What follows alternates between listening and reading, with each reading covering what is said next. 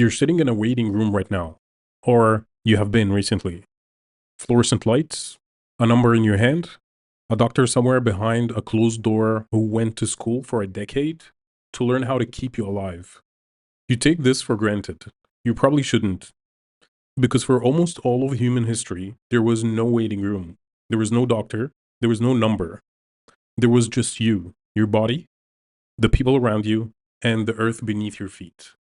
And somehow, against every modern instinct that says this should have been a death sentence, your ancestors did not just survive.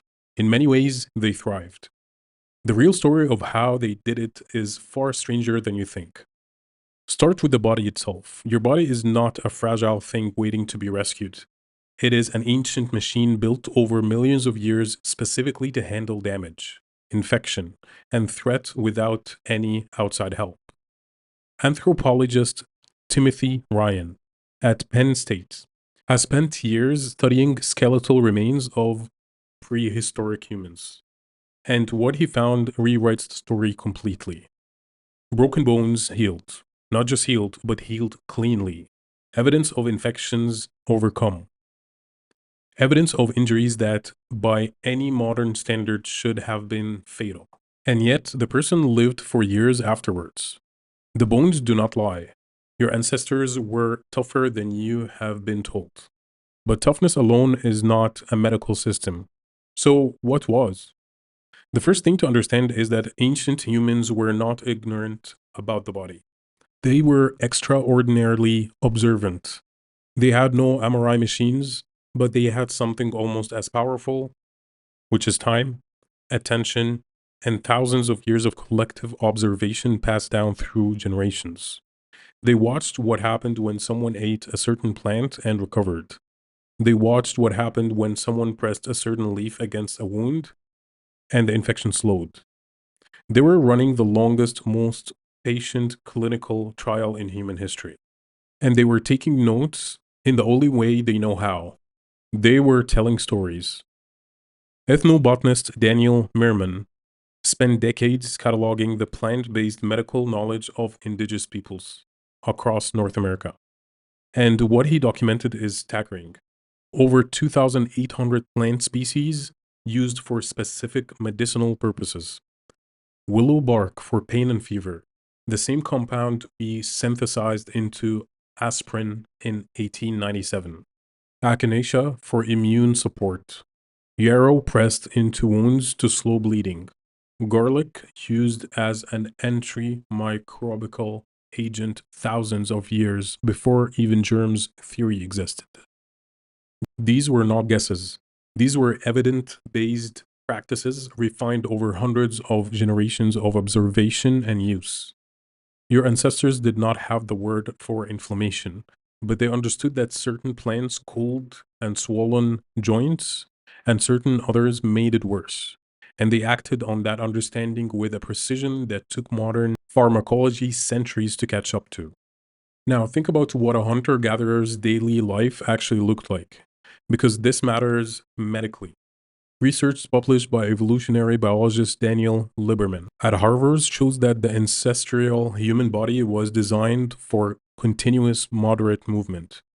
Walking 6 to 9 miles a day on average, lifting, carrying, climbing, swimming, not the explosive, punishing exercise we associate with athletic training, but a consistent low-level physical activity that kept the cardiovascular system, the immune system, and the lymphatic system in near constant active use. Chronic diseases, the kind that now represent the leading causes of death in the modern world, heart diseases, type 2 diabetes, metabolic syndrome, were essentially absent from the archaeological record of pre-agricultural societies. Not because ancient humans died young before these diseases could develop.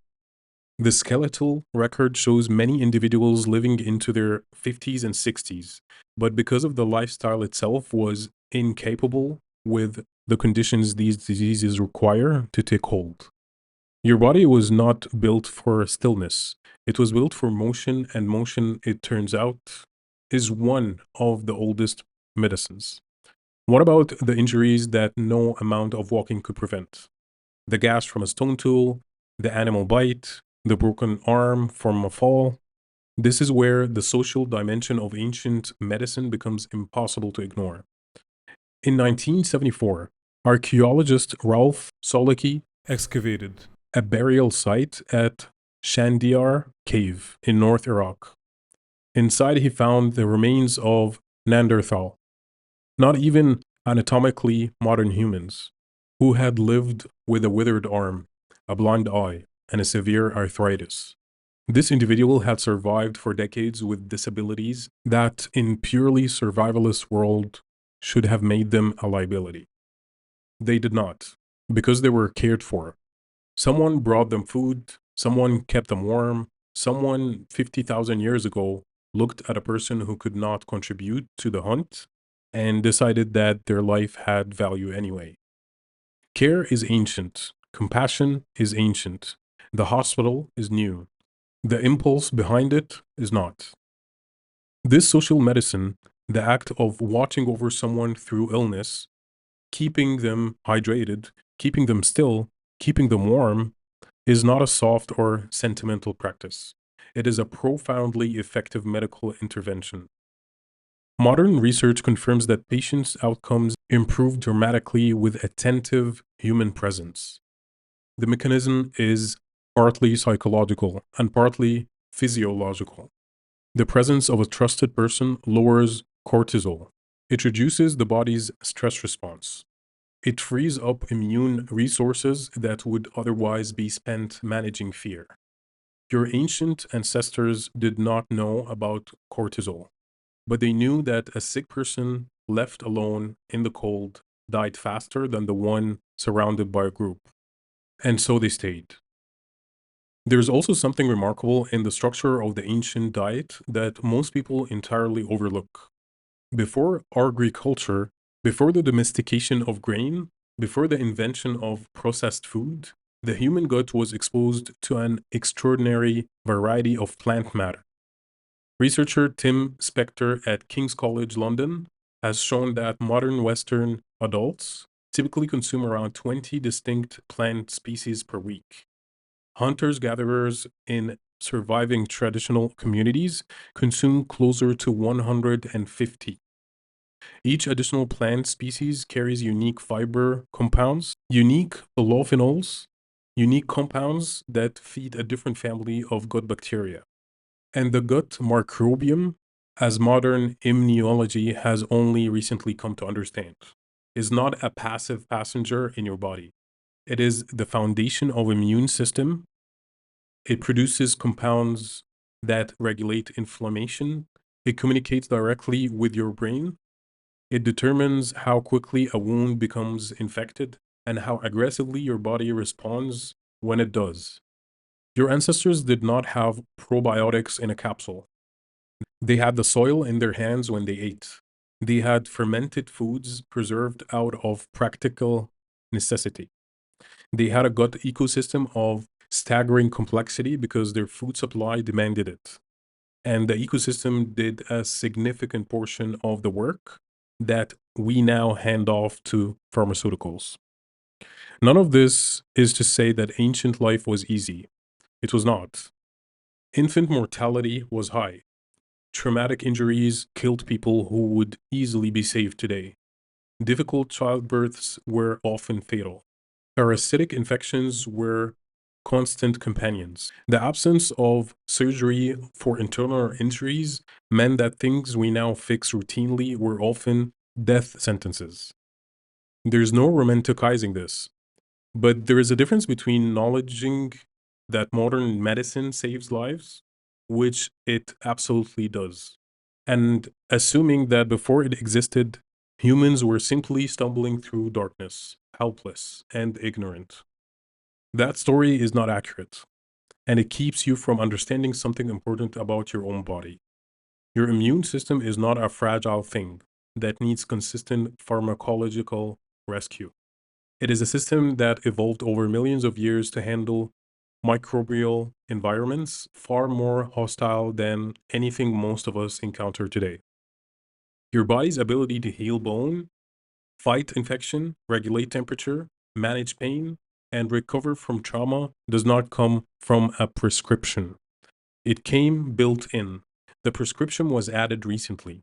The system underneath, it's ancient. Your pain response, the one that makes a wound feel sharp and demanding of attention, is not a malfunction. It is a precise diagnostic tool refined over evolutionary time.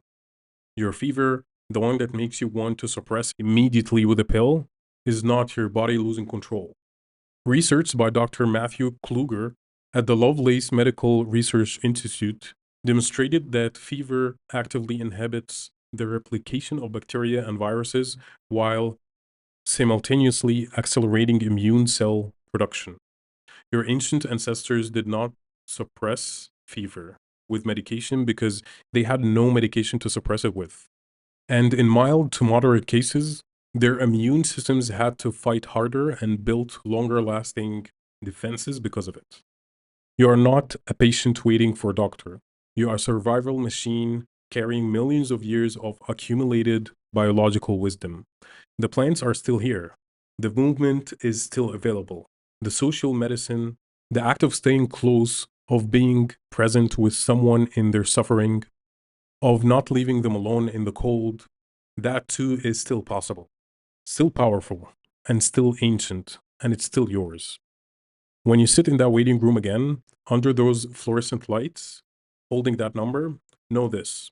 The doctor behind the door is extraordinary, and the body sitting in the chair waiting to see them is more extraordinary still. It has been surviving far longer. It has been doing this work quietly, without recognition, since long before anyone thought to give it a room to wait in. The waiting room is new.